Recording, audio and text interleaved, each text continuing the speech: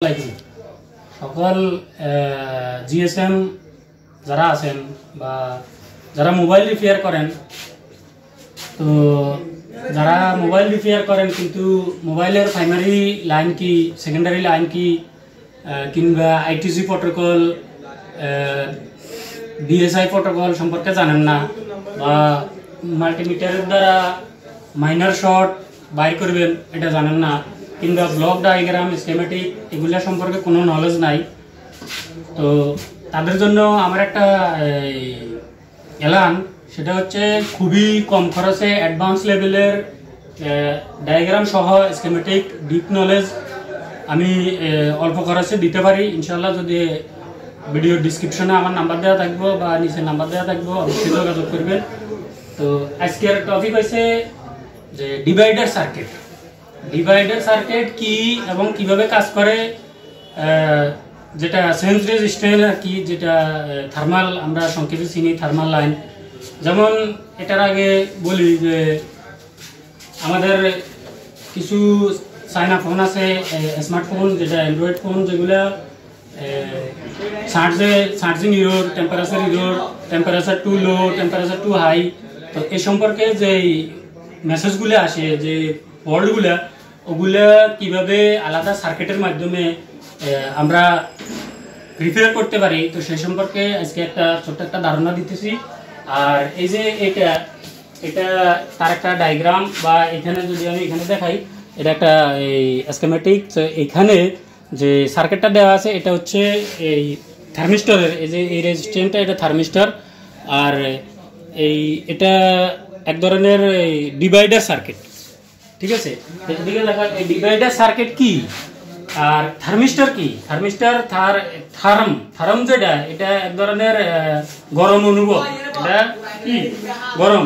এই থার্মিস্টর কি কাজ করে, যেমন ধরেন আপনার স্মার্টফোন, আপনি পাবজি ইউজ করতেছেন বা গেমস খেলতেছেন বা হরদমে মোবাইল ব্যবহার করতেছেন, তো ব্যবহার করলে কি হয় যে মোবাইল পুরাভাবে যে ফোন সবগুলা কাজ করতেছে, যেমন র্যাম, সিপিইউ, পাওয়ার আইসি, আপনার যে প্রোটোকলগুলা, যে আইটিসি প্রোটোকল, যে বিএসআই প্রোটোকল, ওগুলা যেগুলা কাজ করে, এই কাজ করার মাধ্যমে সেটগুলা, এই হ্যান্ডসেটগুলা, ওগুলা গরম হয়। যেমন আমার মাস্টার আইসি গরম হয়, সিপিইউ যেটা প্রসেসর, ওইটা গরম হয়, র্যাম গরম হয়। তো এই গরমানিটা এটা চেঞ্জ করে আমাদের এই থার্মাল রেজিস্ট্যান্স, এই যে এই রেজিস্ট্যান্স যেটা গ্রাউন্ডের সাথে করা আছে, ওইটা অনুভব করে। এটা অনুভব করে, তারপরে আবার আপনি যে সেটে কি অরিজিনাল চার্জার লাগাইছেন না ফেক কোনো চার্জার লাগাইছেন, না চার্জার ওকে আছে, না চার্জারের অ্যাম্পিয়ার বেশি না কম, এটা এই রেজিস্ট্যান্সের মাধ্যমে সিপিইউ চেঞ্জ করে, ঠিক আছে। তো সিপিইউ চেঞ্জ করে, এটা কিভাবে করে এটা আজকে ডিপলি এটা এক্সপ্লেন করবো আর কি। তো প্রথমত হইলো এটা যে সার্কিট, যেমন ধরেন যে ফোনগুলা আমাদের থার্মাল লাইনের যে রেজিস্ট্যান্সগুলো ব্যবহার করা হয়েছে, যে রেজিস্ট্যান্স ব্যবহার করা হয়েছে, ওইটা না থাকলে সেটা অনেকগুলো ফল্ট আছে, যেমন charging error, charger error, charging temperature too high, temperature too low, অনেক সময় ফোন পুরোভাবে চালু হয় না। তো এই জন্যে কী করব, আমরা মূলত যে থার্মাল লাইনটা আছে, ওই লাইনে আমরা চেক করবো যে আমাদের এখানে কত ভোল্টেজ আউট হইব, ওটা কোনো বিষয় নয়। বিষয়টা হলে আমরা আগে এখানে যে আমাদের ইনপুট কত আছে ওইটা আমরা চেক করব। তো ওইটা কিভাবে চেক করবো ওইটাও দেখাবো, আর এটা ভোল্টেজটা কোথা থেকে আসে এবং কোথায় যায় এটা এক্সপ্লেন করব। তো সর্বপ্রথমে দেখেন, এই যে এখানে বিআইও 1.8 যেটা আছে, এটা এমন একটা ভোল্টেজ যেটা পাওয়ার আইসি বুট করার পরে দ্বিতীয় বিপিএস যেটা তৈরি হয়, দ্বিতীয় বিপিএস, এটা প্রথম বিপিএস না, প্রথম বিপিএস যেটা, সেটা তো পাওয়ার আইসির ভিতরে ইন হয়, এটা ইনপুট ভোল্টেজ। আর যেটা আউট হওয়ার পরে আবার পাওয়ার আইসির ভিতরে ইন হওয়ার পরে যে এলডিও সার্কিটগুলা অন হয়, এলডিও সার্কিট অন হওয়ার পরে যে ভোল্টেজ সব জায়গায় পাওয়া যায়, অধিকাংশ জায়গায় যে বিআইও 1.8 ভোল্টেজ, 1.8 মূলত 1.8 যে ভোল্টেজটা পাওয়া যায়, ওটাই এটাই নাম হয়েছে কি বিআইও 1.8। বিআইও 1.8 আপনার পাওয়ার আইসির যে সেকেন্ড বুটের পরে বা যেই সেকেন্ড যেটা যে পাওয়ার আইসি পাওয়ার কি ট্রিগার করার পরে যে ভোল্টেজটা তৈরি হয় ওই ভোল্টেজটার নাম হচ্ছে কি বিআই 1.8। তো এই 1.8 এখানে আমি ইন করছি, আর এখানে একটা রেজিস্ট্যান্স লাগানো আছে 100 কে ওহমস 100 কিলো ওহমস, তারপরে আছে একটা 100 কিলো ওহমস এটা গ্রাউন্ডের সাথে, ঠিক আছে। তো মাঝখান দিয়ে যে ভোল্টেজটা আমাদের তৈরি হয় ওইটা হচ্ছে যেমন এইটা এই প্রথম যেটা রেজিস্ট্যান্স লাগানো আছে ওটার নাম হচ্ছে কি R1, আর দ্বিতীয় যেটা গ্রাউন্ডের সাথে করা হয়েছে ওটার নাম দিছি কি R2। তো R2 এবং 100 কিলো ওহমস আর 100 কিলো ওহমস দুটোটাই সমান হইব। এই সমান হইলে যে ভোল্টেজটা এখানে তৈরি হইব, এই ভোল্টেজ ডিভাইডার মানে কি, ভোল্টেজ ডিভাইডার হলো আমার এখানে ইনপুট ধরেন 10 ভোল্ট আছে, ইনপুট 10 ভোল্ট, কিন্তু আমার এখানে আউট দরকার কত 1 ভোল্ট বা 0.9। তা আমার 1 ভোল্ট দরকার, তা আমি তো ডাইরেক্ট এখানে 1 ভোল্ট দিতে পারি না, ঠিক আছে। তো আমি এখানে 10 ভোল্ট আমার আছে, তো 10 ভোল্টে আমি ভাগ করি আমার এখানে কত দরকার 1 ভোল্ট বা আমার 1.8 দরকার, যাই দরকার সেটা হচ্ছে আমার আউটপুট কত দরকার সেটার উপর বিশেষ করে আমি রেজিস্ট্যান্স এখানে ব্যবহার করব আলাদা আলাদা কিলো ওহমস। যেমন আমি এখানে 100 কিলো ওহমস একটা দুইটা রেজিস্ট্যান্স, তো দুটোটা আমার 100 ঠিক আছে। তো 100 ব্যবহার করলে এটা ভোল্টেজটা কত হইব, যেখানে এটা যদি 10 ভোল্টের হয় তাহলে 100 কিলো দুইটাই ইউজ করলে আমার এখানে আধা হয়ে যাবে, কত হইব 5 ভোল্ট, 5 ভোল্ট হইব। তাহলে এই ডিভাইডার মানে হলো ভোল্টেজে ভাগ করা মানে এরকম যে আমার এখানে ইনপুট 5 ভোল্ট আছে, যেমন আমরা মানি নিই যে চার্জার ডিভাইস ইনপুট 5 ভোল্ট তো নয়, এটা তো বেশিরভাগ পাওয়ার আইসি থেকে আসে, ধরলাম 3.7 বা 1.8 বা 2 ভোল্ট বা 3 ভোল্ট যাই হোক, কিন্তু আমাদের এখানে কত দরকার 0.9, আমাদের এখানে কত দরকার আউট 0.9 দরকার, ঠিক আছে। কত দরকার 0.9। আমার এই 0.9 এবার এটা কেন এই 0.9 ভোল্টেজটা কেন দরকার, এটা দরকার হচ্ছে যখন আমাদের থার্মাল লাইনে যদি এই রেজিস্ট্যান্সে ভোল্টেজ ইন না হয় বা এই রেজিস্ট্যান্স খারাপ হয়ে যায় বা এটাও যদি খারাপ হয়ে যায় বা এটার যদি ভ্যালু বাড়ে যায় বা এই লাইন যদি ব্রেক হয়, তাহলে সিপিইউ এর কাছে আমাদের থার্মালের কোনো মেসেজ যাইতো না, মানে I2C প্রোটোকল যেটা কাজ করে ওইটা কাজ করতো না। I2C প্রোটোকল সম্পর্কে এটা আরেকটা ভিডিওতে বলবো। এখন এই লাইনটা দ্বারা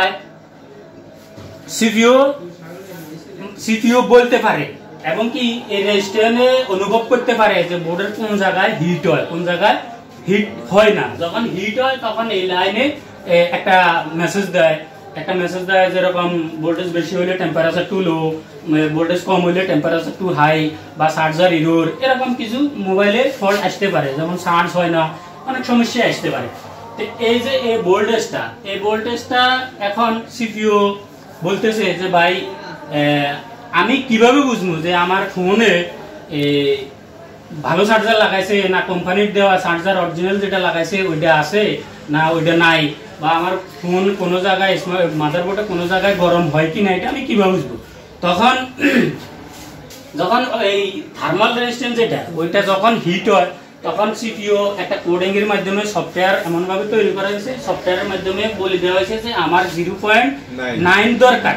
যদি 0.9 এর বেশি হয়ে যায় তখন সিপিইউ অনুভব করবে যে আমার বোর্ডে কোনো জায়গায় হিট হয়, আর যদি 0.9 এর নিচে নামে যায় তখন সিপিইউ মনে করবে যে কি আমার রেজিস্ট্যান্স এটা গ্রাউন্ডের লগে যেটা এটা শর্ট হয়ে গেছে, এটার ভ্যালু বাড়ে গেছে, তার মানে কি আমি চার্জিং বন্ধ করে দিব। এখন সংক্ষেপে যদি বলি, এখন আমার ফোনে আইডি লাইন যেটা মানে ব্যাটারি আইডি যেটা আমরা ভিভেট আইডি কই, এই ব্যাটারি আইডি যদি মিস হয়ে যায় তখন ব্যাটারি লাগলে সিপিইউ করতে পারতো না, মাস্টার যে আইসিটা ওইটা বলতে পারতো না যে ব্যাটারি লাগছে কিনা। তখন ব্যাটারি যদি না লাগে তখন চার্জিং আইসির সিপিইউ মেসেজ দিব কি যে এটা তো ব্যাটারি লাগানো তো চার্জ করার দরকার নেই, তুই অন্য কাজ কর, ফোন রানিং রাখ, চার্জ করার দরকার নাই, কারণ এই ব্যাটারি লাগায়।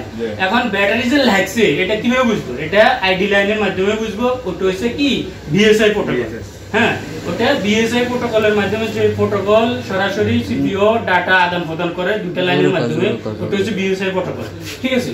তো প্রোটোকলের মাধ্যমে যেমন সিপিইউ বলতে পারে, এখন সিপিইউ বলছে যে আমার 0.9 যদি হয় তাহলে আমি বুঝবো আমার সেট ওকে আছে, আমার সেটে কোনো জায়গায় হিটিং হয় না বা আমার আদার্স কোনো প্রবলেম নাই বা কোনো বিপজ্জনক কোনো কিছু হয় নাই। এখন যদি এখান থেকে ভ্যালু বাড়ে যায়, যদি 0.9 এর জায়গা 1 পয়েন্ট হয়ে যায়, 1.8 হয়ে যায়, 1.1 হয়ে যায়, তাহলে সিপিইউ মনে করবো কি আমার এই লাইনের সমস্যা আছে, ওভার ভোল্টেজ হইতেছে বা সিপিইউ বোর্ডের অন্যান্য কোনো জায়গায় হিট হইতেছে, ঠিক আছে। তো এইটাই মূলত ডিভাইডার সার্কিট। তো এই 0.9 দ্বারা সিপিইউ বুঝতে পারে যে সেটটা ওকে আছে কিনা। যখন সিপিইউ বুঝতে পারে তখন প্রপারলি চার্জের জন্য মেসেজ দেয়। মেসেজ কারে দেয়?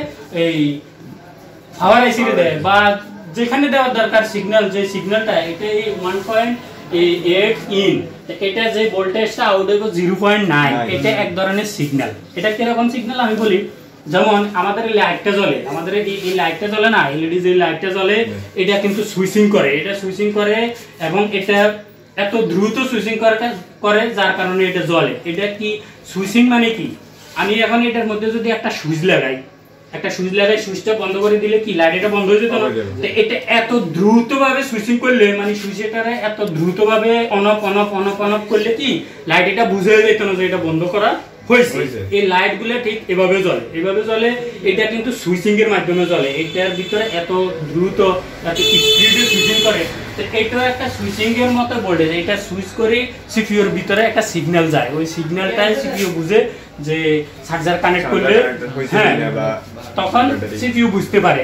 এটা হলো মূলত এই ডিভাইডার সার্কিট। এবার আসেন এটা কিভাবে করব। আমাদের যদি থার্মাল লাইনে কোনো সমস্যা হয়, আমরা থার্মাল লাইন চেক করি ব্যাটারি কানেক্টরে গোড়া, হ্যাঁ। তো আমাদের মূল ব্যাটারি কানেক্টরে যে যেমন ধরনের এটা কি, এটা হচ্ছে ব্যাটারি কানেক্টর। তো এটা হচ্ছে কি আমরা ব্যাটারি কানেক্টর রাখতেছি, ঠিক আছে। এটা হচ্ছে ব্যাটারির গ্রাউন্ড, ঠিক আছে। এটা হচ্ছে ব্যাটারি কি পজিটিভ, এটা হচ্ছে কি ব্যাটারি পজিটিভ। এটা হচ্ছে আমাদের এই যে এটা হচ্ছে থার্মাল,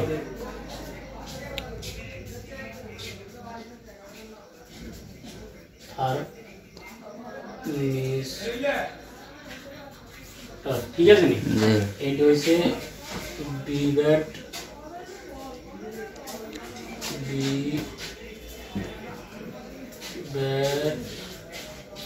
আইডি, এটা হচ্ছে বিভেট আইডি, ঠিক আছে। এটা জি, আর এটা যেটা আর কি এটা এনটিসি, ঠিক আছে।